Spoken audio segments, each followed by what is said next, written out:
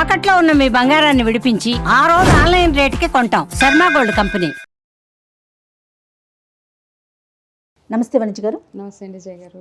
వనిజ్ గారు, tarot reading ప్రకారం న్యూమరాలజీలో అంటే 1 to 9 నెంబర్స్కి మే నెలలో ఎలా ఉంటుందో చూద్దామండి ఒకసారి. మనము అంటే కొత్త సంవత్సరం ఉగాదిలోకి అడుగు పెట్టే ముందు ఒకసారి చేసాము, ఓవరాల్గా చేసాము. సంవత్సరం మొత్తానికి సంబంధించి న్యూమరాలజీ ప్రకారం అంటే నెంబర్స్ ప్రకారం చేసాము 1 to 9 నెంబర్స్కి. అలా కాకుండా ఎవ్రీ మంత్ ప్రతి నెల ఎలా ఉంటుందో మనం నెల కూర్చునే ప్రయత్నం చేద్దామండి. 1 to 9 నెంబర్స్కి ఈరోజు ఒకసారి మనం మాట్లాడుకుందాం. ఫస్ట్ నెంబర్ 1 తీసుకుందాం. 1వ నెంబర్కి మే నెలలో ఎలా ఉండబోతోంది, అన్ని రకాలుగాను ఏమేమి మార్పులు చేర్పులు చేసుకోవాలి, ఇలాంటివి మాట్లాడుకుందాం యాజ్ ఎ టారో ప్రకారం. టారో రీడింగ్ ప్రకారం ఎనర్జీస్ చెక్ చేద్దాము. ఓకే. అయితే 1 అంటే మనం ఇక్కడ ఏమేమి కన్సిడర్ చేయాలంటే ఫస్ట్ డేట్ పుట్టిన వాళ్ళు, 1వ తారీఖున పుట్టిన వారు, 10వ తారీఖున పుట్టిన వాళ్ళు. ఎందుకంటే అది క్లబ్ చేస్తే 10 అంటే 1 నంబరే వస్తుంది. ఫస్ట్ ఒకటి, ఇది ఒకటి. 19 19వ తారీఖు 9 + 1 10 అది కూడా క్లబ్ చేస్తే 1 వస్తుంది. 28 + 2 10 అది కూడా 1 రౌండింగ్ అప్ టు 1. సో ఈ 4 డేట్లు 1 10 19 28 ఈ 4 డేట్స్ లో పుట్టిన వాళ్ళకి మే మంత్ లో ఎట్లా ఉండబోతుంది. ఎందుకంటే చాలా మందికి ఏ టైంలో పుట్టారో వాళ్ళకి తెలియదు. అవునండి. ఏ ప్లేస్లో పుట్టారు, టైమింగ్స్ ఇవంతా కొంచెం కన్ఫ్యూజన్ ఉంటుంది.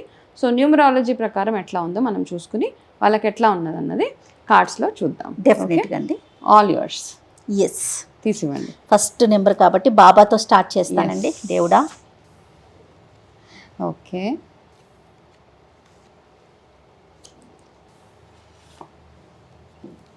అసలు ఈ టారో అనేది మెథడ్ ఎక్కడది వనజ గారు, మనదేనా? యాక్చువల్గా ఇక్కడ కూడా ఉండేది, మోస్ట్లీ యూరోపియన్ కంట్రీస్ వాళ్ళు అక్కడ నుంచి వచ్చిందండి ఇది. ఓకే. అక్కడ ప్రిడిక్షన్స్, ఇక్కడ కూడా మనం గవ్వలు ఇవన్నీ ఇక్కడ చేసేవాళ్ళం అనమాట. ఓకే. సో అన్ని ఇచ్చాను కదా, అన్ని ఇచ్చారు. ఈ క్రిస్టల్స్ పెట్టారు, ఇవేంటండి? ఇవన్నీ వీటిని రూన్స్ అంటారండి. సో ఇది మనం ఒక రోజు చేద్దాం, స్పెషల్ ప్రోగ్రామ్ లాగా చేయొచ్చు. డెఫినెట్ గా చాలా బ్యూటిఫుల్ ప్రిడిక్షన్స్ వస్తాయి దాంట్ నుంచి అనమాట. ఆ సింబల్స్ ని మనం అర్థం చేసుకోగలిగితే మన లైఫ్ ని టర్న్ చేస్తాయి అనమాట. అంత బ్యూటిఫుల్ గా ఉంటాయి అవన్నీ. ఒక్కొక్క క్రిస్టల్ మీద ఒక్కొక్క సింబల్ ఉంది. దాని ప్రకారం వాళ్ళ లైఫ్ ఎట్లా ఉండబోతుంది అవన్నీ చెప్పొచ్చు. ఇప్పుడు మనకి గవ్వలు ఉండేవి ఇంతకు ముందు, గవ్వలతోటి ఇట్లా వేసి ప్రిడిక్షన్ చేశారు. ఆ గవ్వలు ఎట్లా ఉంటున్నాయో దాన్ని బట్టి ప్రిడిక్షన్ ఉండేది. సో ఇప్పుడు మనం నెంబర్ 1 వాళ్ళకి న్యూమరాలజీ ప్రకారం మే ఎట్లా ఉండబోతుందో అన్నది చూద్దాం. ఫస్ట్ మీరు బాబా కార్డ్ తీసిచ్చారు కాబట్టి అదేంటంటే మనకి కార్మిక్ క్లెన్జింగ్ అనమాట. కార్మిక్ క్లెన్జింగ్ అంటే మనము పాస్ట్ లైఫ్ నుంచి కొన్ని కర్మలన్నిటిని క్యారీ చేసుకొని వస్తాం ఈ లైఫ్కి. అవునండి. సో అట్లా ఉన్నప్పుడు కొన్ని బ్యాలెన్స్ చేసుకోవాల్సిన అవసరం మనకుందనమాట. మనకి తెలిసే తప్పులు చేస్తూ ఉంటాం. ఆ తెలిసి చేసిన తప్పులు ఏమవుతాయంటే మనకి సంచిత కర్మలు అంటాం. మనం ఒక బ్యాగ్లో మన కర్మలన్నీ వేసుకొని మళ్ళీ నెక్స్ట్ ఏ లైఫ్ అయితే తీసుకుంటారో ఆ లైఫ్లోకి వస్తాయి. కాబట్టి ఇక్కడికి ఇది స్టాప్ చేసే ప్రాసెస్ చేసుకుంటే బెటర్ అనమాట. అంటే మీకు తెలిసి చేసిన మిస్టేక్స్, తెలవక చేసినవి ఇది ఓకే, తెలిసి చేసిన తప్పులు ఏవైతే ఉన్నాయో అవన్నిటికీ కన్ఫెషన్ అంటాం మనం. ఎవరెవరికైతే వెళ్ళి మీరు సారీలు చెప్పాలో, క్షమాపణలు అడగాలో, మీరు కరెక్షన్స్ ఏవైతే ఉంటాయో ఆ కరెక్షన్స్ అన్నీ చేసుకోవడం అనమాట. చిన్న ఎగ్జాంపుల్, మీరు ఎవరి దగ్గరైనా అప్పు తీసుకున్నారు, మీ దగ్గర ఇంకా డబ్బులు ఉన్నాయి బట్ ఇవ్వడానికి మీ మనసు చెప్పట్లేదు. ఓకే, వెళ్ళి ఫస్ట్ అది తీర్చేసేయండి. సూపర్. అది నెంబర్ 1 ఉన్న వాళ్ళకి ఉన్న ఒక ఫస్ట్ ప్రిడిక్షన్. చాలా బాగుందండి. అంటే సార్ట్ అవుట్ చేసుకునే అవకాశం ఉంటే దాన్ని క్లియర్ చేసేస్తున్నారు. టోటల్ వచ్చిన వాళ్ళు ఎవరైనా సరే అంతే. అది మాత్రం ఖచ్చితంగా ఈ మంత్ లో చేయాల్సిందే, మేలో. ఓకే, ఎస్, మేలో. సెకండ్ ఏంటంటే మీకున్న కోపం వచ్చే పరిస్థితులు చాలా చాలా వచ్చేస్తూ ఉంటాయి. అందరు కోపం అంటే అందరు నాకు ఇరిటేట్ చేస్తున్నారు, అందరు కోపం తెప్పిస్తున్నారని కోపం ఎక్కువగా ఉండే అవకాశాలు చాలా ఎక్కువగా ఉంటాయి. అంటే సిచ్యువేషన్స్ అట్లా ఉంటాయి అన్నమాట. సో ఆ సిచ్యువేషన్స్ని ప్రిడిక్షన్లో టారో రీడింగ్లో ఏముంటుందంటే ముందే చెప్పాం కాబట్టి ఆ సిచ్యువేషన్స్ రాకుండా చూసుకోవడం, ఒకవేళ వచ్చినా కాస్త కంట్రోల్ అయిపోయి దానికి సొల్యూషన్స్ వెతకడం. ఓకే. మూడోది ఏంటంటే మీకు ఏం కావాలి అన్నది, అంటే నేను వాట్ డు ఐ డిజర్వ్ అంటాం ఒక్కొక్కసారి, మోస్ట్ ఆఫ్ ద టైమ్స్ అనమాట. లేదు మీ కోరిక ఏంటి అన్నది మనం చెప్పుకోవడానికి చాలా ఆలోచిస్తూ ఉంటాం. మన మనసులో ఉన్న మాటల్ని బయటకు చెప్పుకోలేని పరిస్థితి ఉంటుంది. So this is the best month అనమాట.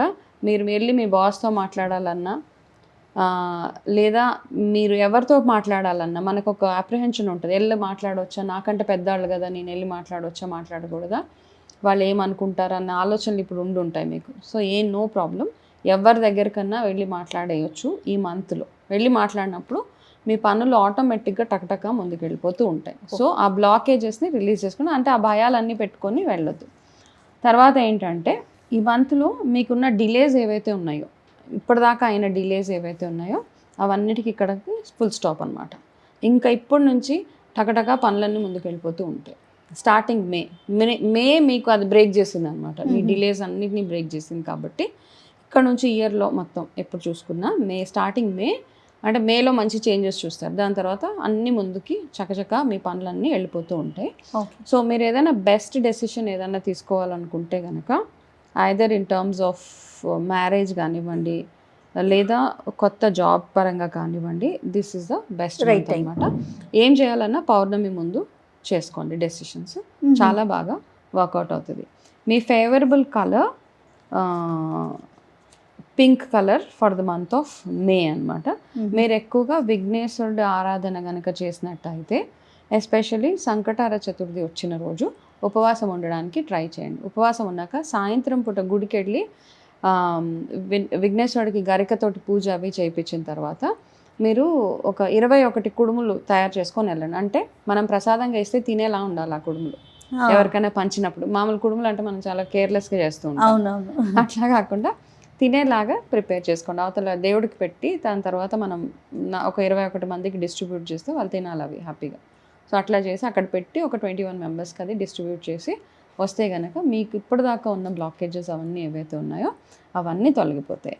అలాగే కొంచెం బయట తినే ఆహారం విషయాలలో కొంచెం కేర్ఫుల్గా ఉండడం, చాలా చాలా ఎక్స్ట్రీమ్లీ కేర్ఫుల్ అనమాట. ఎందుకంటే ఇంటెస్టైన్ రిలేటెడ్ ఇష్యూస్ చూపిస్తుంది మీకు మే మంత్లో. హెల్త్ ఇష్యూ ఇంటెస్టైన్ ఎస్పెషలీ అంటే కడుపుకి సంబంధించి అట్లాంటివి. So be careful. సో ఇది వాళ్ళ ప్రెడిక్షన్ అండి.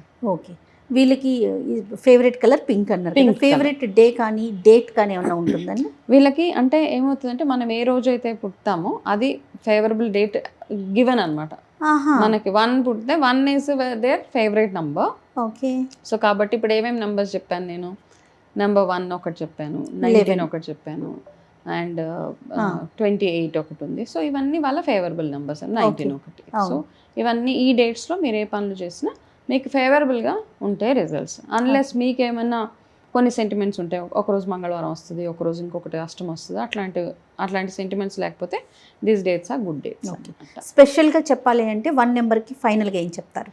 ఫైనల్గా it's a mix of everything. First thing అంటే ఫస్ట్ స్టార్టింగ్ ఆఫ్ ద మంత్లో మీరు చేసుకోవాల్సిన కార్మిక్ క్లెన్జింగ్ ఏదైతే ఉంటుందో, మీరు చేయాల్సిన కరెక్షన్స్ ఏవైతే ఉంటాయో అవన్నీ చేసుకుంటానని మైండ్లో డిసైడ్ అయిపోతే ఇట్స్ అ బ్యూటిఫుల్ మంత్ అనమాట. 90% పాజిటివ్ మంత్ వాళ్ళకి. 10% అటు ఇటు చిన్న హెల్త్ ఇష్యూస్.